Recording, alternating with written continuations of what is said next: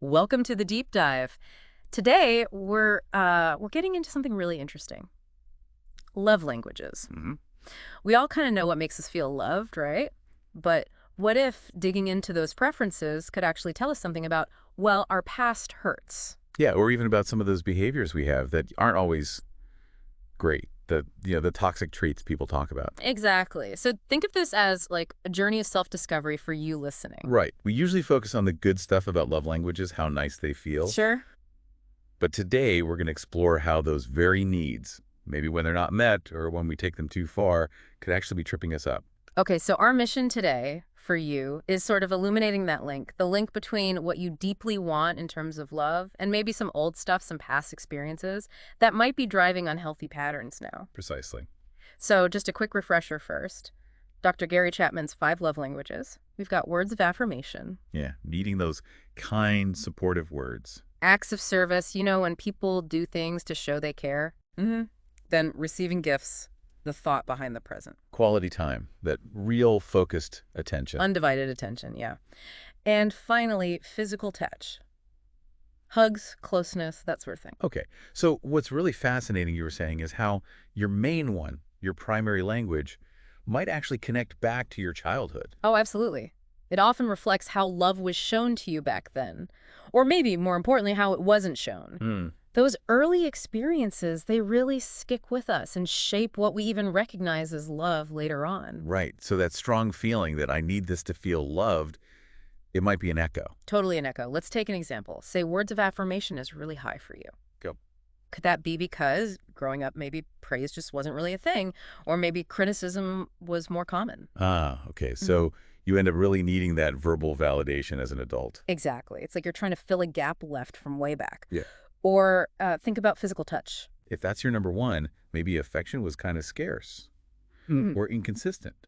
Or maybe it was even used in ways that felt confusing or manipulative back then. Wow. So our biggest needs can actually point to our oldest wounds sometimes. That's a big part of it. And understanding that connection, that's where the real growth happens. It's not just, oh, I like gifts. It's understanding the story behind why that feels so crucial. Okay, so it's definitely deeper than just a preference. Which brings us to the tricky part. How do these perfectly normal ways of wanting love sometimes, well, curdle, Yeah. become something difficult, maybe even toxic? Yeah, that's the core question, isn't it? Yeah. It often happens when those needs aren't being met consistently. Mm. Or sometimes it's when we cling to needing love only in that one specific way, very rigidly. Mm. The healthy expression gets distorted. Let's maybe walk through each one and see what that shadow side might look like. Let's do it. Starting with words of affirmation. Healthy, loving, kind words. Toxic.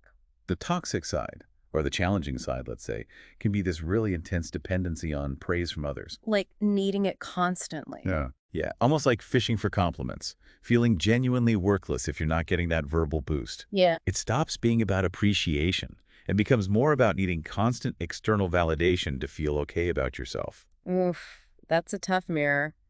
So the question for you listening might be, do I kind of spin out if I don't get regular verbal reassurance? That's a really good self-reflection point. Okay. Next, acts of service. Healthy. Appreciating help. Where does it go wrong? The risk here is getting into scorekeeping. Like a tally chart. Sort of. You feel like I'm always doing, and nobody does anything for me. Resentment builds up really easily. I can see that. Or it can become a bit manipulative, like, well, I did all this for you, so now you owe me. It stops being about generous action and becomes more transactional. Right. So the question here is maybe, do I sometimes use service as a way to create obligation, or do I keep a mental scorecard? Hmm. That's definitely the area to look You at. got it. Okay. Receiving gifts. Healthy. Appreciating thoughtfulness. The unhealthy side. This is where love gets tangled up with stuff, material things. You mean like equating the cost of the gift with the amount of love? Exactly. Or just assuming that if someone doesn't give you gifts, they mustn't really care that much. Love becomes measured by material effort rather than the feeling or the intention behind it. So you'd ask yourself, do I measure how much someone loves me based on the gifts they give or how much they spend? Precisely. It's about untangling love from materialism. Okay. Quality time. Healthy. Wanting connection. Presence. Problematic. When that need becomes really intense and inflexible, It can slide into being controlling or possessive, How so? like feeling that your partner wanting alone time is a personal rejection, or maybe using guilt trips to demand constant togetherness. You don't want to spend time with me? That kind of thing. Oh, yeah, that can be really tough on a relationship. So the self-check is, do I make people feel guilty if they need space or time for themselves? Yeah. Do I see their need for autonomy as a threat to our connection? Phew. Okay, last one. Physical touch. Healthy. Feeling safe. Close. Less healthy.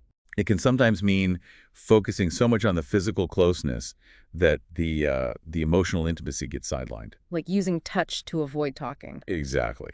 Or maybe using affection to smooth things over after an argument without actually resolving the issue. A hug instead of a hard conversation. Right. So you might ask, do I sometimes use physical affection as a way to dodge emotional vulnerability or difficult talks? That's the nub of it.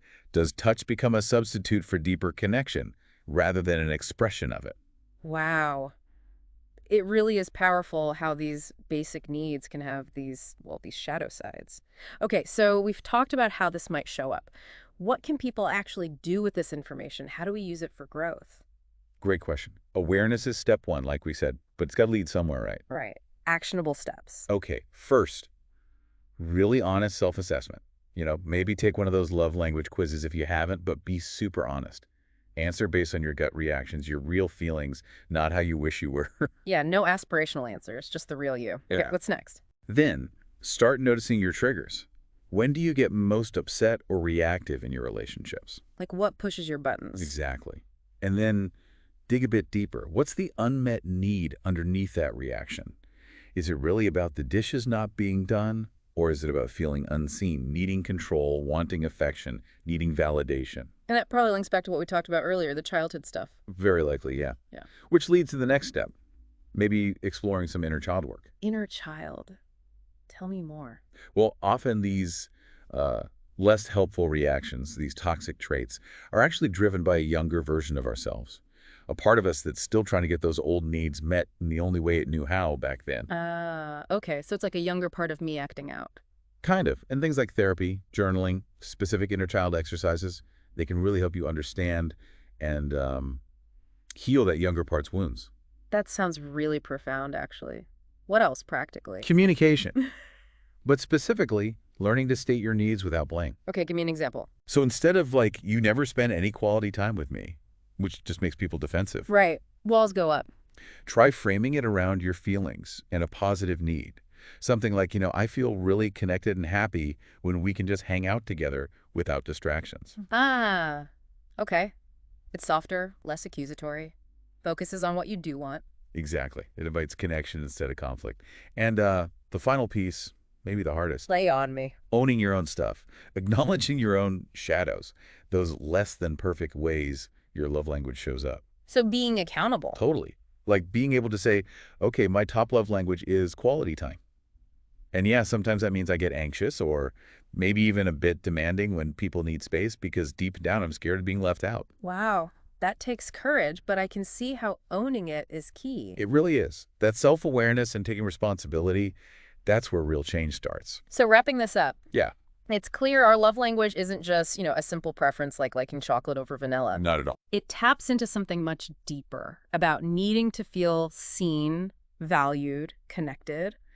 And often, yeah, it links back to our history. hmm And it's so crucial to remember that healthy relationships aren't just about getting our needs met. Right. It's a two-way street. Exactly. Yeah. It's about understanding and trying to meet the needs of the other person too, in their language, seeing what makes them feel loved. That's such an important point. Okay, so as we finish this deep dive, maybe here's the final thought for you to chew on. Yeah.